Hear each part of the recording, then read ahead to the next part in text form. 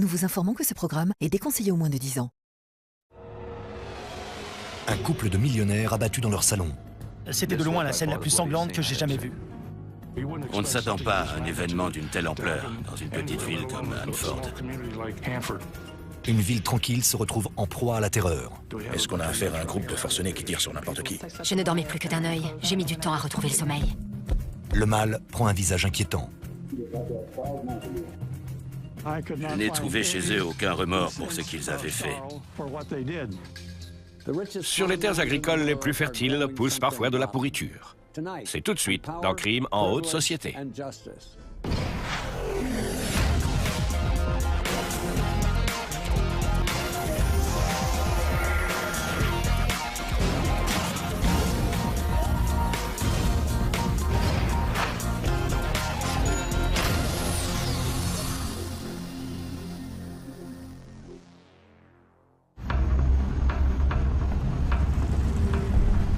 Nous sommes dans la vallée de San Joaquin, en Californie, 5 jours avant Noël. Tiffany Yoakum, jeune étudiante de 21 ans, fait une découverte macabre dans la ferme familiale.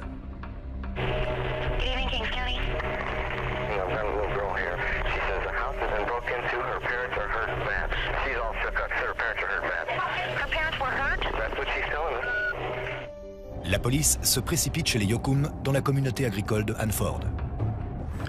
C'est une région rurale, au milieu de nulle part. Les voisins les plus proches se trouvent à 1 ou 2 kilomètres. On est vraiment en plein champ. À l'intérieur, le spectacle est abominable. Il y avait une femme assise dans un fauteuil. Sa tête avait presque complètement explosé. Son mari était allongé par terre sur le dos, la tête baignant dans une mare de sang.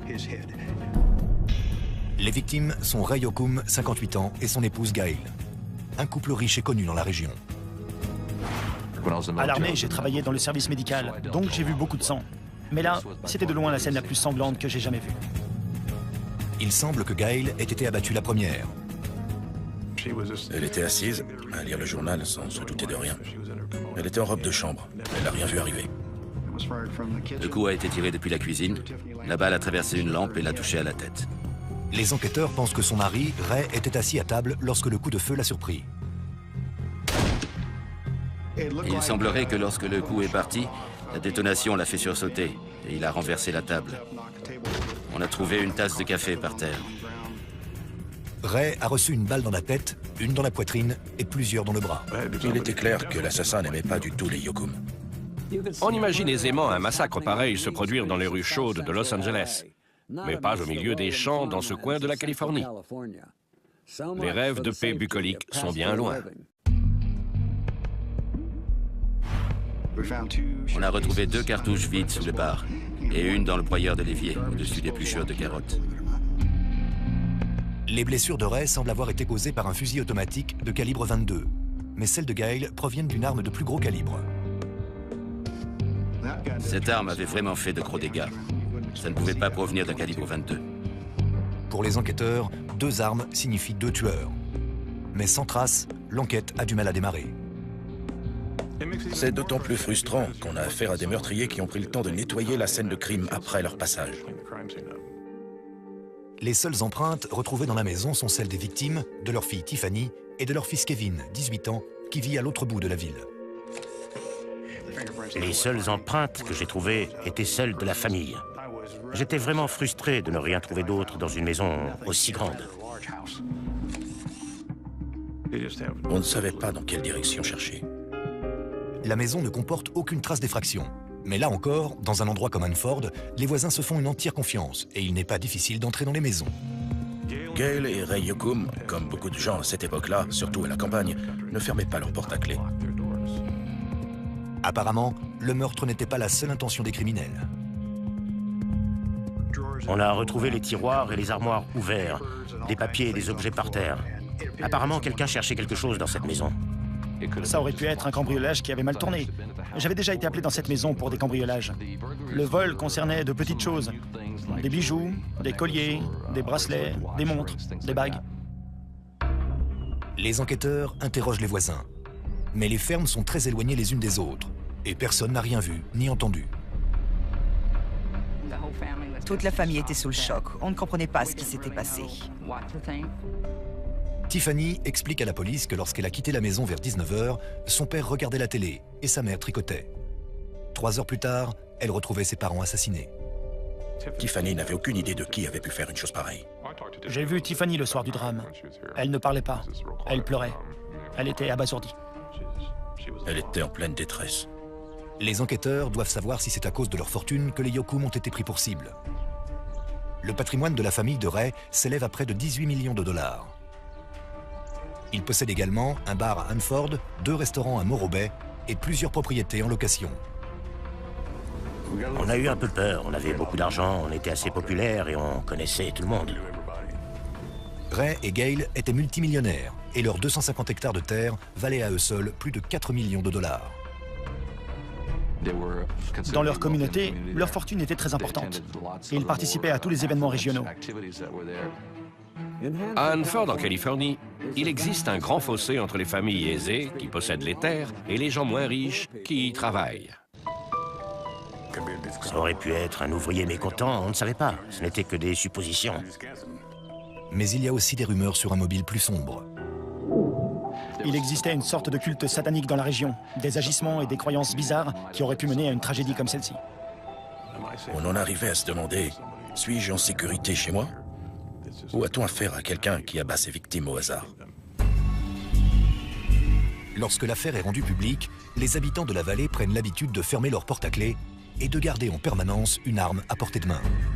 C'était une affaire sans précédent. Les gens étaient vraiment choqués par la brutalité de ce double meurtre. Vous savez, Hanford était une petite ville agricole très tranquille. Il ne se passait pas grand-chose à Hanford. Il y avait un vieux cinéma. Mais à part ça, tout se passait surtout le vendredi, comme les matchs de foot ou de basket. C'était une petite communauté où tous les habitants avaient grandi ensemble. On vivait au même endroit pendant une vingtaine ou une trentaine d'années. Donc on se connaissait tous et on était presque tous bons amis. Le fait que des gens comme eux, importants et appréciés, soient abattus dans leur propre maison, a installé un sentiment d'insécurité, surtout chez ceux qui vivaient en pleine campagne. Mais la police n'a rien pour rassurer les habitants. Ni suspect, ni mobile, et pas la moindre piste. Les Yoakum étaient sans doute rois sur leur terre. Mais lorsqu'on vit sur un terrain de 250 hectares, personne ne peut entendre crier. Une vengeance diabolique rôde dans les champs de coton de Hanford. Cette affaire sans précédent va mettre les nerfs de la police à rude épreuve. 5 jours avant Noël, Ray et Gail Yoakum sont assassinés dans leur maison en pleine vallée centrale, en Californie. On ne s'attend pas à un événement d'une telle ampleur dans une petite ville comme Hanford, en plein cœur de la Californie. Les seules preuves retrouvées sur les lieux sont 3 douilles de calibre 22. Les assassins ont vraiment été très méticuleux. Je me souviens m'être dit, j'espère qu'on va y arriver. Les autopsies permettent d'évaluer l'heure de la mort entre 21h30 et 22h. Elles révèlent aussi la brutalité du crime. La personne qui a tué Ray a maintenu son arme sur sa tête et a pressé la détente plusieurs fois pour s'assurer qu'il soit vraiment mort. 48 heures après le double meurtre, les enquêteurs sont toujours à la recherche d'un début de piste. Et les membres de la famille Yoakum se font discrets. On se disait que les meurtriers en avaient peut-être après notre famille. On ne savait pas ce qui se passait. La première chose qu'on ait faite, c'est d'engager du personnel pour la sécurité. On avait des gardes du corps, et mon beau-père aussi. Je devais présenter ma carte d'identité pour rentrer chez moi. On avait vraiment peur à ce moment-là. Je ne dormais que d'un œil. J'ai mis du temps à retrouver le sommeil. Les habitants les plus éminents de la commune vivent dans la terreur. Et la police subit une pression énorme pour retrouver les tueurs avant qu'ils ne frappent à nouveau. Ils se mettent alors à chercher des indices dans le passé de la famille Yoakum.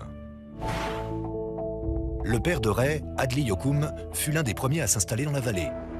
Il avait quitté l'Oklahoma au plus fort de la Grande Dépression, avec seulement 10 $ en poche. Adley Yoakum a installé sa famille ici pour prendre un nouveau départ. Il connaissait un peu l'agriculture et c'est pour ça qu'il s'est installé ici. Pendant 6 ans, Adley et ses 4 fils travaillent sans relâche dans les champs de coton. Mon grand frère ramassait entre 300 et 350 kilos de coton par jour. Un ouvrier moyen n'en ramassait pas plus de 200 kilos. Il était vraiment très bon. Je les entendais dire que les temps étaient durs, qu'il était difficile d'acheter à manger, d'élever une famille. Tous les garçons travaillaient pour aider. Enfin, en 1942, la famille a amassé suffisamment d'argent pour acheter une vieille maison entourée de 26 hectares de terre pour cultiver leur propre coton. Mon père les poussait vraiment, il travaillait dur. La plupart des familles de la région ne travaillaient pas aussi dur. Hadley a commencé à louer des terres pour ensuite les acheter. Et assez rapidement, il a fini par avoir une très grande propriété. Depuis son adolescence, Ray est un agriculteur appliqué et passionné. Ray Yoakum était réputé pour ses champs de coton les plus beaux du comté de Kings. Ces sillons étaient si réguliers que l'eau s'y écoulait en ligne parfaitement droite. Si quelqu'un était capable de changer la terre en or, c'était bien Ray. Les Yoakum étaient une famille d'agriculteurs qui avaient réussi, et ils avaient obtenu cette réussite à la sueur de leur front. Ils l'avaient mérité. Les Yoakum se diversifient et commencent à cultiver également du blé et des haricots. Rapidement, la famille ramasse l'argent à la pelle. Le travail de la terre était sans aucun doute une passion pour Ray. Mais avec Gail, ils savent aussi prendre du bon temps. Et vu l'argent qu'ils gagnent, ce n'est pas un problème. À peu près tous les week-ends, on sortait. Ray avait une voiture de course, il avait également un hors-bord, avec lequel il faisait aussi des courses. Gail adorait le tennis. Elle jouait presque tous les jours. Ils aimaient aussi le ski. Ils avaient une propriété sur les pistes. Les Yoakum côtoient les personnalités les plus en vue de la vallée. Ils assistent aux cocktails les plus huppés, partent en vacances dans les îles grecques, mais ils ne renient jamais leurs humbles origines.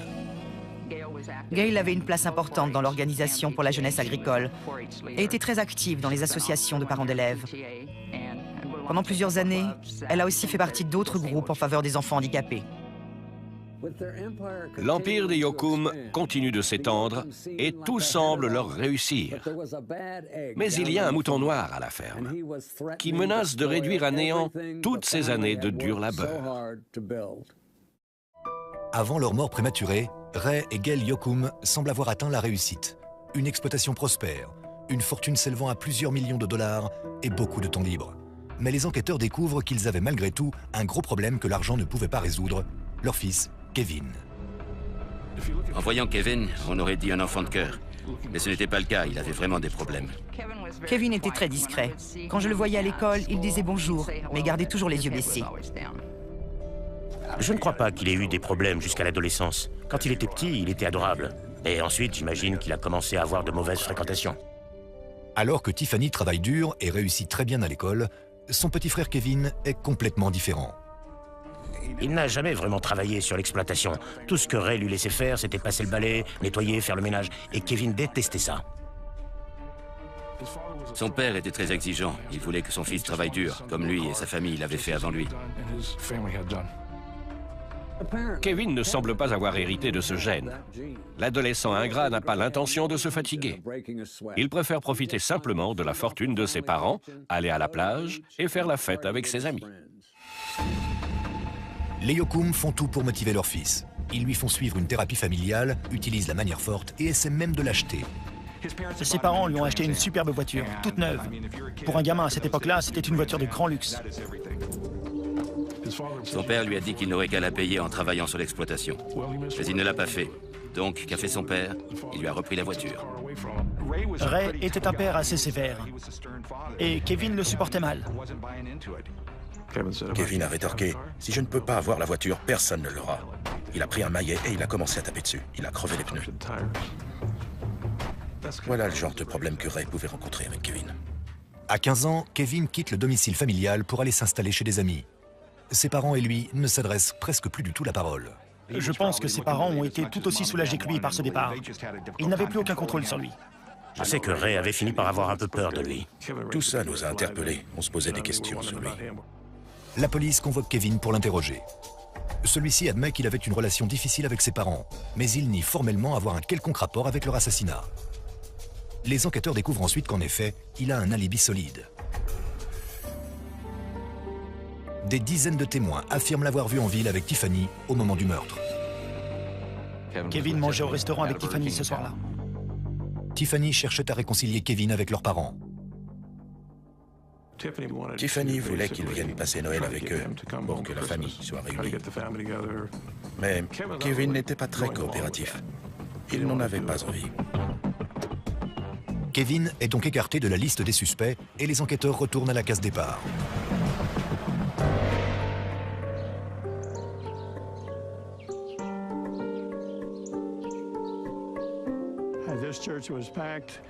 L'église était pleine. Il y avait des voitures garées partout, à 500 mètres à la ronde. Tout le monde connaissait les Yukon et leur intégrité. Ils aimaient Ray et Gail. Ils sont venus leur rendre hommage ce jour-là. Mon grand-père était anéanti. C'est très dur d'enterrer son fils, son enfant. Il ne s'en est jamais remis. La police met en place un standard téléphonique dédié aux appels de personnes susceptibles de leur apporter des éléments nouveaux. Aussitôt, les appels affluent. C'est un travail énorme, mais il faut s'atteler à la tâche et se concentrer. Et c'est ce qu'on a fait.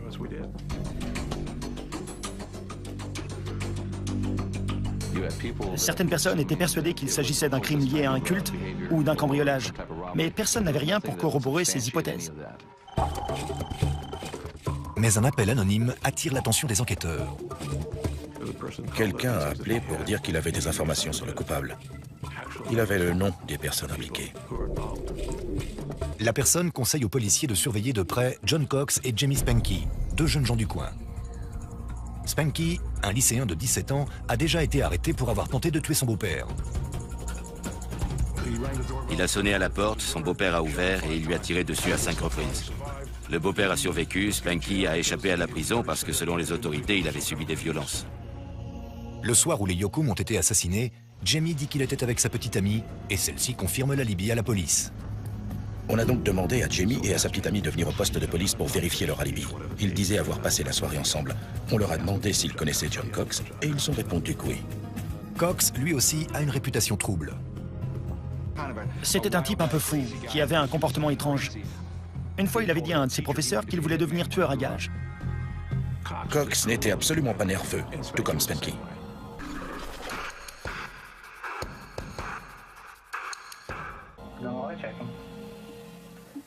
And there's some people talking. Talking small. Okay. How do you know the person's not saying that? It's not trying to save their own act. Well, that's crossed my mind too, but I think that we've got some pretty accurate information. Again, you might not, because I didn't do it. I mean, I don't care what anybody says. I can walk into somebody's house and shoot them. I mean, that's not me. Il avait une image de voyou. Si on n'était ni un grand sportif ni un bosseur, on passait pour un voyou. Il avait cette image. J'avais l'impression qu'ils en savaient plus que ce qu'ils nous disaient. Mais comment les faire parler? Les policiers fouillent la voiture de Spanky et ce qu'ils y trouvent a de quoi les étonner. Une douille de calibre 22. Les experts en balistique la comparent alors aux douilles trouvées sur la scène de crime. Une douille utilisée comporte des stries laissées par l'arme qui a servi à tirer. Et là, les stries correspondaient parfaitement. J'en ai immédiatement conclu que la balle avait été tirée par l'arme du crime. J'étais absolument ravi. Je me suis dit qu'on était sur la bonne piste. Spanky devait forcément savoir quelque chose puisque la douille avait été retrouvée dans sa voiture. Il devait avoir une explication. On pourrait croire que les jeunes gens de Hanford aiment boire des bières, traîner dans les villages et faire la cour aux jeunes filles. Pas qu'ils assassinent d'honnêtes gens dans leur salon. Quelle charmante image de la vie à la campagne. Et l'affaire est sur le point de devenir encore plus troublante. Quand les enquêteurs découvrent que la douille trouvée dans la voiture de Spanky correspond à l'arme du crime, ils sont convaincus que le jeune homme de 17 ans en sait plus qu'il n'en dit. Il répétait que non, qu'il n'avait rien fait et qu'il ignorait comment cette douille était arrivée là. Il avait peut-être pris quelqu'un en voiture et elle serait tombée de sa poche. Il essayait de trouver des raisons pour expliquer ça. Puis il a fini par demander à parler à son père. Mais avant de laisser M. Spanky parler à son fils, les enquêteurs emploient un stratagème éprouvé. Ils mentent et racontent au père de Jamie que son fils est déjà passé aux aveux. Pensant n'avoir plus rien à perdre, M. Spanky raconte tout ce que Jamie lui a dit à propos de son implication dans le meurtre. Basically, what Jamie told you was the details going out there, and I know that there was no doubt that he was going to be that way. And but Jamie said he drove both of them out there. Yeah. Okay. And that the other kid was nervous, and he said he was going to run on. Yeah. En ce qui concerne le mobile, le père de Spanky explique que Jamie écoutait du heavy metal depuis peu. Et il pense que le double meurtre devait faire partie d'un rituel satanique.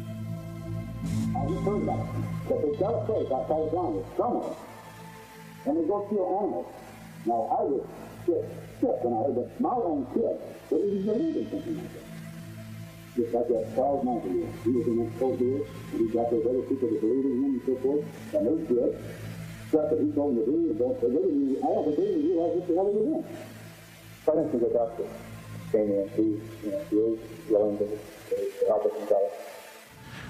Le père entre dans la pièce, et évidemment, il y a des micros. Je suis dans la pièce à côté pour écouter. Le père dit à Jamie, ils ont tout découvert. Ils m'ont dit qu'ils savent tout, donc je leur ai raconté ce que tu m'as dit. Et Jamie lui a répondu, tu as fait quoi? C'est un coup dur pour Spanky, dénoncé par son propre père. Le jeune homme n'a plus qu'une solution pour s'en sortir, il doit passer aux aveux. Il a avoué. Il nous a dit comment ça s'était passé. Jamie avoue avoir emmené John Cox et son meilleur ami, Mark Lawson, en voiture jusqu'à la maison des Yocum la veille du meurtre. C'est un soir de décembre, il fait nuit, tout est calme. Spanky gare la voiture à une centaine de mètres de la maison. Mark Lawson et John Cox descendent de la voiture. Cox et Lawson s'approchent de la maison à pied, dans l'intention de tuer ses occupants. Mais un simple coup du sort les fait changer d'avis. Ce soir-là, Tiffany était également présente dans la maison. Juste au moment où les garçons s'apprêtent à entrer, Tiffany ferme la porte à clé, comme elle en a pris l'habitude à la fac.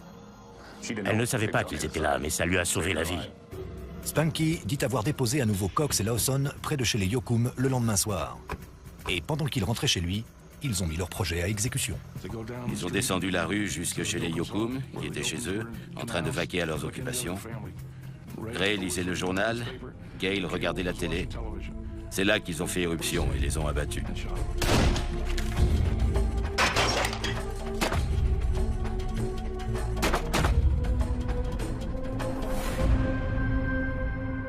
Les deux jeunes fouillent ensuite la maison pour faire croire à un cambriolage, puis tentent de s'enfuir avec la voiture des Yocum.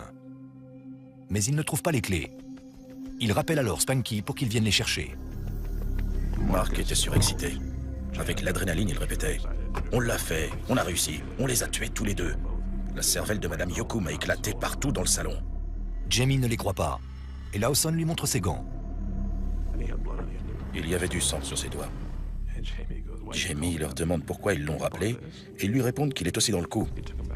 Jamie les conduit chez John, et là, il se débarrasse des armes et de toutes les preuves. Spanky raconte qu'avec Cox et Lawson, ils sont ensuite allés jeter les armes dans un canal asséché à 25 km de là. Il restait de la boue au fond du canal. Ils ont enterré les canons des fusils dans la boue, ont essuyé leurs empreintes sur les crosses avec une serviette et ont tout jeté dans un buisson. Les policiers se rendent sur les lieux et trouvent 3 fusils vides, exactement à l'endroit désigné par Spanky. Les armes sont immédiatement examinées. On voulait vérifier les stries par rapport aux douilles retrouvées. On a examiné les canons au microscope et les marques correspondaient parfaitement. L'identification a été très facile. La version de Spanky se confirme. Mais il manque toujours une pièce du puzzle, le mobile du crime. Qu'est-ce qui peut pousser 2 adolescents à entrer dans une maison et massacrer un couple tranquille? Ont-ils été poussés par Satan? Ou se passait-il quelque chose d'encore plus sinistre? Jamie Spanky a raconté à la police tout ce qui s'est passé le soir du double meurtre chez les Yocum. Les enquêteurs cherchent maintenant à comprendre pourquoi. Spanky comprend qu'il est coincé et accepte de tout révéler. Son père lui a dit qu'il devait tout avouer et qu'il pourrait sans doute trouver un accord pour s'en tirer au mieux. Le procureur était là et Spanky nous a tout expliqué. Spanky fait alors un aveu terrifiant. Les tueurs n'étaient pas satanistes. Ils avaient été payés pour commettre ce meurtre. Payés par le fils des Yocum lui-même, Kevin. J'avais vraiment l'intuition que c'était la vérité. Et en effet, les enquêteurs découvrent que Spanky et Yocum sont bien en contact, et depuis longtemps. Jamie et Kevin se sont rencontrés à force de se croiser en ville. Et ils ont commencé à traîner ensemble. Jamie, Spanky et Kevin étaient amis. Je suis même presque sûr que Kevin était allé vivre chez Jamie à un moment. Ils ont développé une certaine amitié. Ils fréquentent ensuite la même école pour adolescents difficiles. C'est là qu'ils rencontrent John Cox. Kevin faisait partie des enfants de riches exploitants. Spanky était plutôt de classe moyenne, et nous, on était plutôt pauvres. Il y avait de tout. Mais d'après Spanky, le fait d'être le fils de riches exploitants n'est pas suffisant pour Kevin Yocum. Depuis des années, il est obsédé par l'idée de vivre sans son père et sa mère. Kevin parlait beaucoup de sa haine envers ses parents. Il souhaitait leur mort. Il voulait récupérer leur fortune. Il voulait profiter de la vie à la ferme, de la vie facile, faire la fête et s'amuser. Kevin avait tout à gagner. Presque 2,5 millions de dollars pour un gamin de 18 ou 19 ans. Kevin Yoakum avait choisi Spanky parce qu'il savait qu'il avait déjà tiré sur quelqu'un. C'était l'homme de la situation. Mais quand il en a été question, Spanky a dit qu'il ne le ferait pas. Spanky raconte aux enquêteurs qu'il n'avait pas l'intention de tuer lui-même les parents de Yoakum. Mais il dit à Kevin connaître quelqu'un qui ferait l'affaire, John Cox. John Cox avait une réputation. Il voulait être tueur à gages. Il se voyait comme un gros dur. Je pense qu'ils prenaient tous ça un peu à la rigolade au début. Et puis, à force d'en discuter, l'idée a pris de l'ampleur. Et c'est devenu un projet sérieux. Spanky dit à Kevin que s'il y met le prix, Cox serait prêt à tuer. Kevin a proposé à John 10 000 dollars pour aller tuer ses parents. Et John a accepté. Les deux jeunes gens engagent le meilleur ami de Cox, Mark Lawson, également pour 10 000 dollars. Spanky recevra 7 000 dollars pour les conduire sur les lieux. C'était une somme d'argent énorme pour John, Mark et Spanky. Spanky, Cox et Kevin pourraient vivre ensemble à la ferme, sans parents ni personne pour les surveiller. Pendant plusieurs semaines, les 4 adolescents envisagent différentes méthodes pour le meurtre des Yoakum, avant de décider de faire irruption chez eux. Kevin dessine même un plan de la maison pour le montrer à ses complices. Mais 3 jours après le meurtre, leur conspiration est révélée. La police a débarqué chez nous. Ils ont entraîné John hors de sa chambre et l'ont plaqué au sol dans le salon, puis ils l'ont emmené. La police arrête Cox et Lawson, mais tous deux nient les faits et désigne leur accusateur, Jamie Spanky. Il faut toujours un bouc émissaire. Comme Spanky avait des antécédents de tentative d'homicide, il a été le premier à parler, c'est logique. Quand on se sent menacé, on attire l'attention ailleurs. Les enquêteurs obtiennent également un mandat d'arrêt contre Kevin Yoakum. Il était furieux. Il nous assurait qu'on s'attaquait à un innocent. Quand j'ai su que Kevin avait été arrêté, j'ai été stupéfaite. Je n'y croyais pas. Et j'espérais de tout cœur que c'était une erreur. Les enquêteurs essaient d'interroger Kevin, mais celui-ci exige un avocat et refuse de répondre à la moindre question. Il refusait de nous parler. On lui a énoncé ses droits et il a dit « je ne dirai rien ». Seul un monstre ferait ainsi tuer ses parents. Mais lorsque ce monstre se cache dans le corps d'un beau jeune homme riche, la justice a de quoi douter. Les journalistes affluent des 4 coins de la Californie et très rapidement, la petite communauté de Hanford ne peut plus garder cette histoire secrète. C'est devenu la folie. À un moment, un quotidien de Fresno a envoyé 5 journalistes qui posaient des questions à n'importe qui. Nous avons toujours été une famille plutôt discrète. Et là, soudain, nous étions jetés sous les feux des projecteurs. Hadley Yoakum, âgé de 82 ans, annonce que sa famille soutient Kevin à 100%. Tiffany, elle, est outrée et reste fermement du côté de son frère. Sa première réaction a été le choc. Elle nous assurait qu'il était innocent, qu'il n'avait rien à voir là-dedans. Elle était furieuse. Kevin avait l'air d'un garçon très bien. Il savait être aimable et sociable en général. Beaucoup de gens ne pouvaient pas l'imaginer faire une chose pareille. De tout ce qu'on avait vu, ou surtout entendu, il devait avoir une bonne raison pour l'arrêter. Mais évidemment, on espérait de tout cœur qu'il soit innocent. Quand j'ai appris que Kevin avait été arrêté, ça a été un choc. J'avais entendu des rumeurs, mais j'espérais que ce n'était rien de plus. Mais lorsque Guy Hardin, le pasteur, rend visite en prison à Kevin Yoakum et John Cox, l'image des suspects lui semble bien plus menaçante. Ils semblaient n'éprouver aucun remords pour ce qu'ils avaient fait. Ni Kevin, ni le jeune qui avait tiré. Afin de prouver que Kevin a agi pour toucher l'héritage de ses parents, les enquêteurs se procurent le testament des Yoakum et l'examinent pour y trouver d'éventuelles empreintes récentes. J'ai découvert des empreintes digitales partielles, mais la seule empreinte exploitable se trouvait au dos de la 8e page, où figurait la liste de ce qui reviendrait aux enfants dans le cas du décès de Monsieur et Madame Yoakum. L'empreinte est identifiée et c'est effectivement celle de Kevin Yoakum. Cela signifiait que Kevin avait lu le document. Il savait ce qu'il contenait et il savait de quoi il hériterait. Kevin a donc la confirmation que ses parents ne l'avaient pas déshérité et il peut mettre son terrible plan à exécution. 3 mois après le double meurtre, le procureur commence à préparer le procès. Dans une petite ville comme Hanford, dans laquelle l'événement le plus marquant en 10 ans avait été un grand concert de country, le procès Yoakum promet d'être l'événement à ne pas manquer. 1 mois après l'assassinat de Ray et Gail Yoakum dans leur salon, Jamie Spanky, qui a servi de chauffeur au meurtrier et a tout avoué, plaide coupable à l'accusation de meurtre au second degré. Il est envoyé dans un centre de détention pour jeunes jusqu'à l'âge de 25 ans. John Cox a commis les meurtres le jour de ses 18 ans. S'ils étaient passés à l'acte la première fois la veille, il aurait été jugé en tant que mineur. Cox, Lawson et Yoakum sont tous jugés en tant qu'adultes pour meurtre et complicité de meurtre. Et pourtant, ils ne montrent toujours pas le moindre signe de remords. En entrant dans la salle, ils rigolaient. Ils avaient l'air de passer un bon moment. Ils faisaient les pitres comme si c'était juste un canular. 2 personnes sont mortes et eux, ça les faisait rire. Les accusés sont jugés séparément. Cox le premier. La défense de John Cox reposait sur le fait de discréditer les aveux de Jamie Spanky. Spanky avait des antécédents, il avait tiré sur son beau-père. Ils ont donc déclaré que c'est Spanky qui avait tiré et non pas John Cox. Mais les aveux spontanés de Spanky ont tendance à mettre en doute cette théorie et la faute revient aux accusés. Le procès de John Cox était intéressant, dans le sens où il s'agissait d'un gosse de 18 ans, accusé d'un crime atroce, qui ne laissait paraître aucune émotion. Même quand Jamie Spanky a témoigné contre lui. Cox est jugé coupable pour tous les chefs d'accusation et condamné à la prison à vie. Il ne pourra pas prétendre à la liberté conditionnelle avant son 94e anniversaire. Quand le verdict est tombé, il a enfin laissé paraître son côté humain. Il s'est pris la tête dans les mains et il s'est mis à pleurer. Si son but, c'était de devenir un tueur à gages, il a réussi. Après la condamnation de Cox, son complice Mark Lawson décide de plaider coupable et accepte de témoigner contre Kevin Yoakum. Il a déclaré que c'est Kevin qui avait eu l'idée, que John avait accepté et lui avait demandé de l'aider. Et Mark a accepté. Mark était un suiveur. Il n'était pas méchant, mais il semblait n'avoir aucune ambition personnelle. Ça lui convenait d'avoir le second rôle. Il était Robin et John était Batman. Lawson raconte aux enquêteurs que c'est Cox qui a tiré sur Gail Yoakum, mais qu'ensuite, son arme s'est enrayée. Le procureur présente l'arme en question comme pièce à conviction. Ray s'est alors levé pour les arrêter et John a reculé en hurlant à Mark. « Descends-le, tue-le !»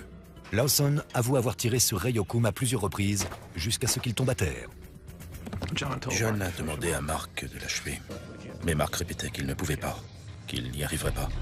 John lui a pris l'arme, l'a pointé sur la tête de M. Yoakum et a vidé le chargeur.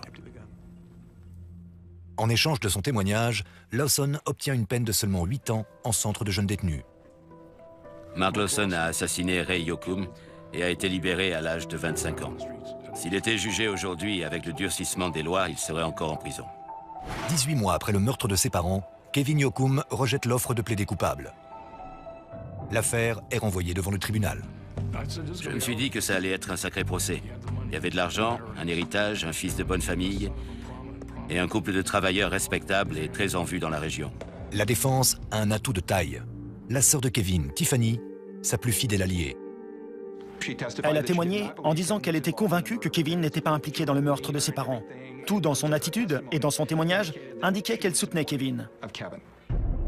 Kevin surprend le tribunal en montant lui-même à la barre pour assurer sa défense. Il prétend que ses 3 amis ont agi entièrement seuls. Kevin admet qu'il a sans doute plaisanté avec eux sur le sujet, mais affirme que les 3 autres ont pris leur décision seuls, dans l'espoir qu'une fois ses parents morts, il les invitera à s'installer chez lui. Il est resté à la barre pour le contre-interrogatoire pendant 1 jour et demi. Il répétait très posément « C'est pas moi. Non. » Il a nié tout le long. « Étiez-vous impliqué? Est-ce que c'était vous? » Non, non. Le procès dure 2 mois. Après 9 jours de délibération, le jury déclare Kevin Yoakum coupable d'association de malfaiteurs et d'incitation au meurtre. Il le condamne à 26 ans de réclusion. Mais le jury ne se prononce pas sur l'accusation d'homicide volontaire. Kevin était déçu du verdict, mais il gardait un certain espoir. Mais la chance est en train de tourner pour Kevin. Tiffany a lu dans le journal qu'il avait aussi envisagé de la tuer. À présent, elle accepte de travailler avec la police. 4 mois plus tard, Kevin va en appel. Il est à nouveau jugé pour meurtre. Mais cette fois, c'est sa sœur qui tient le devant de la scène. Le moment le plus fort du procès est le témoignage de Tiffany. Elle, qui a été le meilleur soutien de Kevin, renonce finalement à son rôle de grande sœur. Après la découverte du corps de leurs parents, Tiffany a serré son frère dans ses bras et Kevin s'est mis à pleurer. Au procès, on lui a demandé si elle pensait qu'il avait joué la comédie. Et elle a répondu, sur le moment, non. Mais maintenant, oui. Je crois qu'il jouait la comédie. La révélation de Tiffany change tout. Cette fois, le jury déclare Kevin coupable d'homicide volontaire avec préméditation. Kevin était anéanti quand le verdict est tombé. Et il était convaincu qu'il arriverait à faire tomber l'accusation. Il n'en revenait pas que le jury voit l'affaire sous un autre angle que lui. Kevin Yoakum est condamné à la réclusion à perpétuité, sans possibilité de liberté conditionnelle. Il voulait l'argent, sans avoir à obéir à ses parents. Il voulait juste récupérer l'argent et mener la belle vie. Il n'avait plus envie de les avoir sur le dos. Si tout cela n'était pas arrivé, Ray l'aurait sans doute pris comme associé. Kevin était un peu trop pressé d'avoir l'argent, j'imagine. La ferme des Yoakum était vraiment immense. De grands espaces, des champs à perte de vue. Il était libre de ses mouvements. Tout ce qu'il avait à faire, c'était de bien se tenir. Maintenant, il vit dans une cellule minuscule. Qu'il grandisse dans un bel appartement ou dans une ferme, un enfant gâté reste un enfant gâté. Pour Kevin, une vie passée en prison lui servira sans aucun doute de leçon. C'était Dominique Dunn, merci de nous avoir suivis.